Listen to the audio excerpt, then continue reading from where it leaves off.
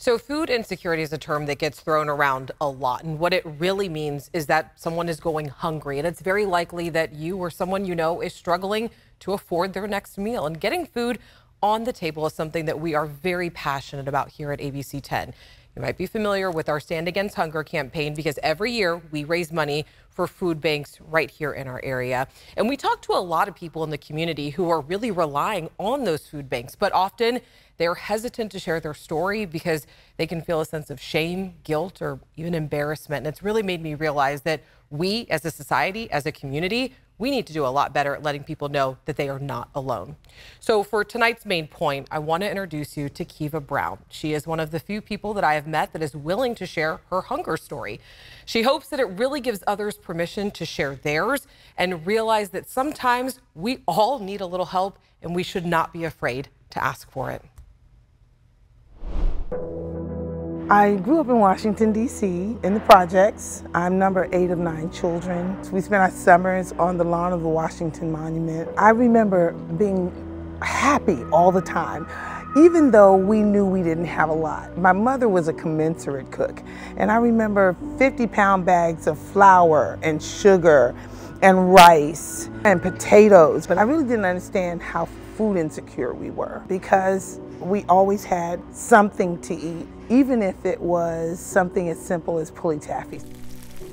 She would cook up the Karo syrup and the sugar and the butter, but we didn't know that we were having that because we didn't have enough food.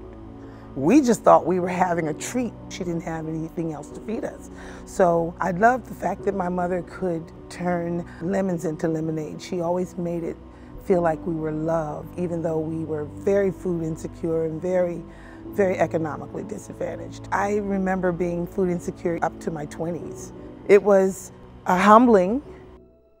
I moved out to California. I ended up in an extraordinarily abusive relationship. I would go to work with black eyes. He would slash my tires and do all sorts of things to keep me from going to work. I decided I need to get out of this relationship. So I had to apply for assistance. I talked to my sister and I said, I don't want to apply, because I remember how Mama was when she had to use the system.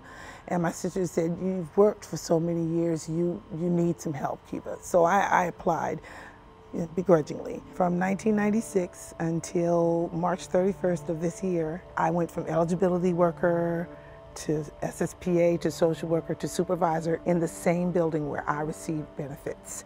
Being able to give out benefits to people who I had been in their situation. It's a blessing to have that story because I want to encourage people, especially women who have been in an abusive relationship, because I've experienced all of that. Those of us with lived experience, with lived expertise, we have the gifts, we have the gold, we have the gems, because I know how it is to be on the other side of the table. I know how it is to be hungry. And I decreed and declared that I wanted my children to have a better life. And I know that part of that is food. Part of that is nutrition. But it's not just about nutrition. Food is also about connection, self-esteem. It's about love. We have to understand that just being economically disadvantaged alone is enough to make you sick. It's enough to make you physically sick, emotionally sick, mentally sick. Do you feel like your food insecurity has caused any health concerns for you or your children? Absolutely. We're all fluffy. My mom was bedridden for the last 12, 15 years of her life because she was so large. My baby sister died at almost 600 pounds. I at one point was up to 450 pounds because when you have to eat shelf-stable foods like rice, potatoes, corn, those things cause high blood pressure or diabetes, high cholesterol. I have some high blood pressure. My cholesterol is high. Thank God I don't have diabetes. But I do think that one of the reasons why is because I was able to change my eating habits as an adult. I've only been retired for, a week and a half now. So what I have been doing for the last 2 years is I've been more active in the community. I've been on the board of directors for a year now of the food bank. I hold the community representative seat on the Contra Costa Council on Homelessness. I got to go to the White House Conference on Hunger, Health, and Nutrition last year to represent the food bank and Feeding America. My mother taught me to give back to the community and volunteer. I taught that to my children. We continued that action, going to the food bank and not just receiving the food, but giving out the food and helping the community. But I also want to be there to encourage people and to show people that it's okay to be seen as someone that needs, because we're not hidden. And I remember when I was food insecure and when I was poor, I felt like I was invisible. So that's why I'm here. It's important that we not only give people food, but we give them healthy food, and we give them culturally sensitive, culturally appropriate food. So now you're working with the food bank, you've retired. Are you still dealing with food insecurity? Every once in a while, I feel like I need to go get some food from a food distribution site. People on fixed incomes generally don't have the resources to get the things everything that they may need. Now they've got to make a choice between healthy food and medication, or healthy food and rent or mortgage. My biggest takeaway is I appreciate the rice that my mom had. That kept me alive. But now I like the broccoli. Now I like the asparagus. Now I like the cabbage. I love cabbage. Oh my God, I love cabbage. I deserve to eat healthy, nutritious food just like everyone else. I thank God for the food bank. And Kiva, I want to say thank you so much for taking the time to share your story. We appreciate all the work that you do in our community, because it's really going to take a community effort to bring change. And it's becoming even more challenging for food banks to address the problem. So we'll tell you after the break why. We'll be right back. Welcome back. If you're just joining us, we have been talking about how many people right in our own communities go hungry every day because food insecurity is a growing problem. And the local food banks that I've spoken to say it's only getting worse. Now, a year ago, I sat down with the food bank of Contra Costa and Solano counties, and I recently caught up with them to see what's changed. All of this product is going to Butte County. So about how much food are you guys actually serving a year now? It's anywhere between 40 and 50 million pounds of food every single year that comes through our warehouses and back out into the community. Talk to me a little bit about the population that you guys serve and how has it changed since we talked, what, it's been a year now? So I think when we talked last year, we were serving under 300,000 people every single month, which was already a huge increase from prior to COVID. Now we are serving at least 350,000 people every single month. Some months are even higher. And to put it into perspective, before the pandemic, we were serving about 178,000 people monthly. So the need has not only continued to grow, it's really the perfect storm right now. We're serving more people than we ever have served before. Food inflation is at an all-time high. Donations are down from at least 10% from this time last year. What do you do as a food bank at that point? We're doing a few different things. I think the main thing is that we still are so fortunate for the community support that we do have, and we are trying to be as savvy as possible with the donations we receive. Currently, for every $1 donated to the food bank, it's enough for us to provide at least 2 meals back to the community. So what we ask is that if someone is in the position to help the food bank, that they provide monetary donations, because we do have that purchasing power to buy in bulk, obviously. Yeah. And so that's the best way. But if individuals have the opportunity and the time to donate, then volunteering. And have you noticed certain demographics impacted more than others when it comes to that need, that increased need that you're seeing? It's actually our senior sites that are seeing the highest levels of participation, and it's a drastic increase compared to what we were seeing prior to COVID. And then the other population that comes to mind is our K through 12 students. Many of these students, their families have continued to have economic challenges since COVID, and so sometimes our kids, we think they're getting their meals at school, but what happens on the weekends? What happens during the summertime? Why, in one of the wealthiest countries, wealthiest states, regions, do we have hunger at this level, this many people? Why is it increasing? All of our staff do want to meet that mission of really ending hunger. So we have this whole team at the food bank dedicated to meeting the day-to-day need, getting food out to those who are hungry and experiencing food insecurity right now. And then we also have staff who are focused on really honing in on why is it happening, how can we prevent it. And if you or someone you know is needing free food, or you just want to volunteer or donate to the cause, there are resources out there. We have a whole list of local food banks in our area on our website at abc10.com/tothepoint. All right, after the break, it's not so fun buying event tickets when you find out there's a whole bunch of hidden fees on the other side, but some lawmakers are working to change that. That's after the break.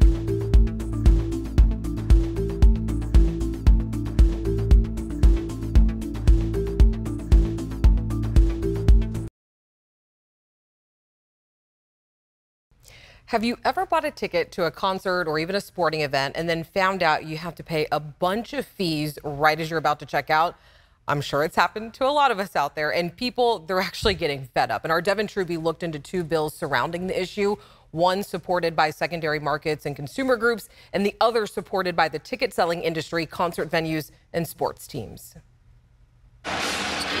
Getting a seat at Golden One Center for a concert or a game can be pricey. Tickets for Game 5 of the NBA playoff series between the Kings and the Warriors are about $200 each. But if you buy through Ticketmaster, you're looking at a $50 fee, which you don't find out about until checkout.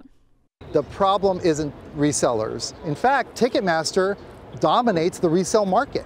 They have 75–80% of the resale market themselves. Robert Harrell with the Consumer Federation of California was recently trying to get tickets to a concert for a K-pop band for his daughter and found the entire experience frustrating. 2 hours, you get the verified fan code that theoretically limits who can get in, and you're trying and trying and trying. On at least half a dozen times, I thought I had a ticket, put in my credit card information, etc., only to not get the ticket. The consumer industry calls that the 5-click syndrome. Ticket buyers have made it so far into the process, they're committed to the purchase. Then the fee appears. Assembly Bill 8 wants one price the whole way. It's also about the ability to transfer and resell tickets. Whenever they buy a ticket to a Kings game and then they can't go, they can give that ticket to a friend or resell it. That's what this is about, is consumer protections and protecting the right to transfer. Primary ticket sellers have their own bill, Senate Bill 785, which would make it unlawful to buy tickets in excess and have resellers show the initial ticket price. Some argued on Tuesday at a committee hearing for the bills, AB 8 doesn't go far enough. This measure simply rearranges the current system to the benefit of the secondary market and does nothing to help consumers get cheaper tickets, but rather would lead to increased prices as a result of the secondary market. And if you've been keeping up with all the Kings madness, you know that ticket prices have been skyrocketing. And we spoke with a StubHub spokesperson that says it's normal for the first round of playoff tickets to be expensive, but Kings tickets have a little bit something else going on because Game 1 and 2 were at home and the ticket sales were more than double compared to 3 and 4 in San Francisco. And StubHub says that the record-breaking prices are mainly thanks to the Kings' 17-year playoff drought and, of course, having the Warriors in proximity certainly keeps demand for these tickets even more higher than just the excitement for a team making their first appearance since 2006. And if you're looking for tickets to Game 5 at Golden One Center tomorrow, you're looking at least $200 for the nosebleeds. And then tickets that are closer are running upwards of $650 all the way up to the thousands of dollars. And this playoff series, especially Sunday's Game 4, has been stirring up a lot of emotions with the Beam Team's fans. So we wanted to hear how they've been making you feel the past few weeks. Here's what some of you had to say. I love these comments. One viewer says, I normally don't watch basketball, but this has been fun. I hope the owner doesn't fire the coach if they don't win the playoffs like he did the last time. He got them to the playoffs. Give him credit where credit is due. Another viewer said the Kings versus Warriors series has me feeling like nothing before in Sacramento! Exclamation, exclamation, exclamation. I've lived here in the area since 2003, and this is my first experience like this. Another exclamation in case we doubted that they were excited. All right, we want to hear your thoughts. Of course, keep them coming. You can scan that QR code on your screen, or you can always send us an email at tothepoint@abc10.com. All right, here are some other stories that people are also talking about today. President Biden formally announced today that he is running for re-election in 2024.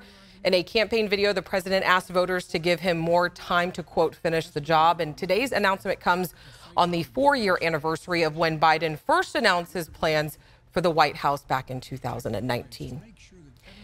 Harry Belafonte, the singer, actor, and wide-ranging activist, has died at the age of 96 of congestive heart failure.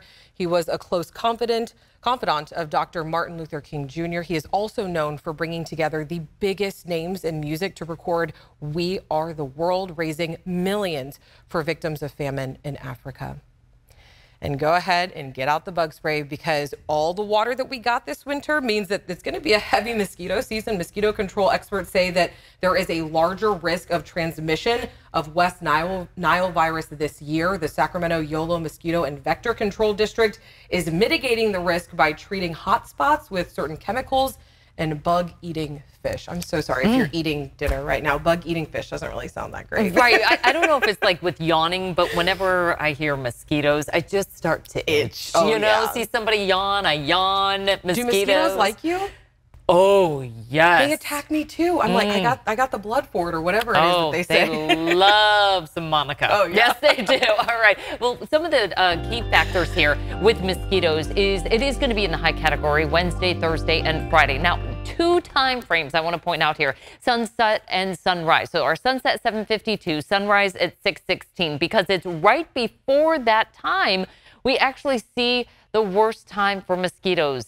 And so if you're outside during those times, just be aware it's going to be pretty itchy outside.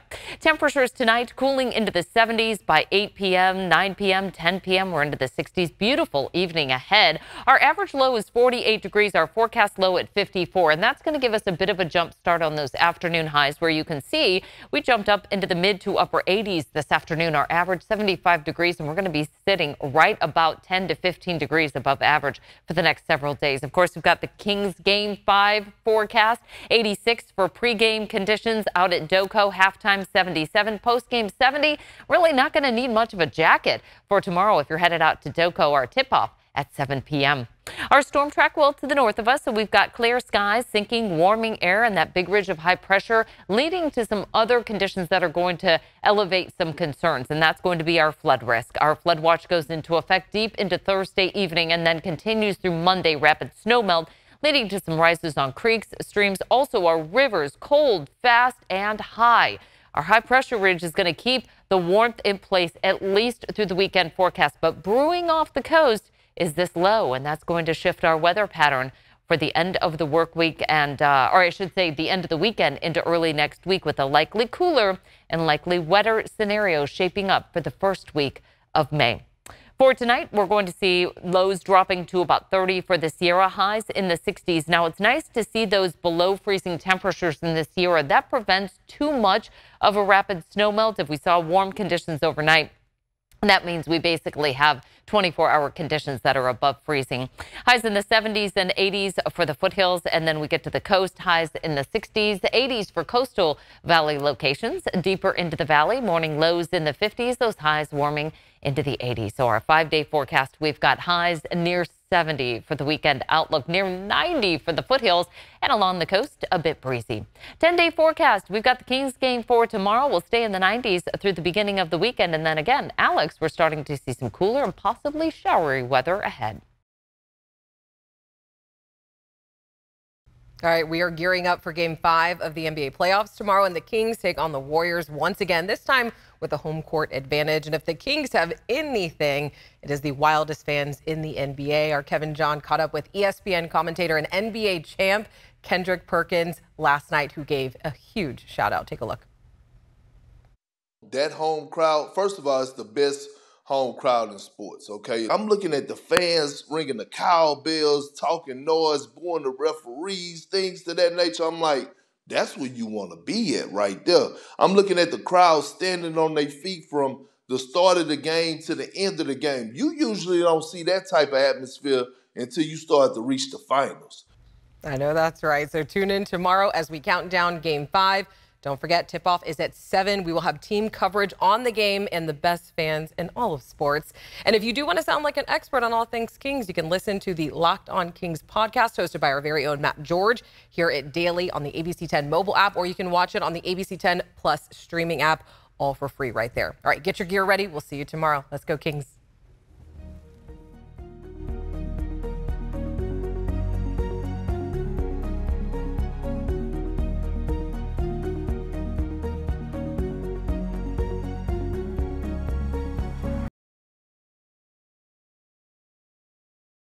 Hey, it's Alex. Just wanted to say thank you so much for watching. I really love hearing from everyone, and I hope that you'll stay in touch. Reach out to me on Facebook at AlexBellTV, or you can email me at tothepoint@abc10.com, or you can even send me a text message at 916-321-3310.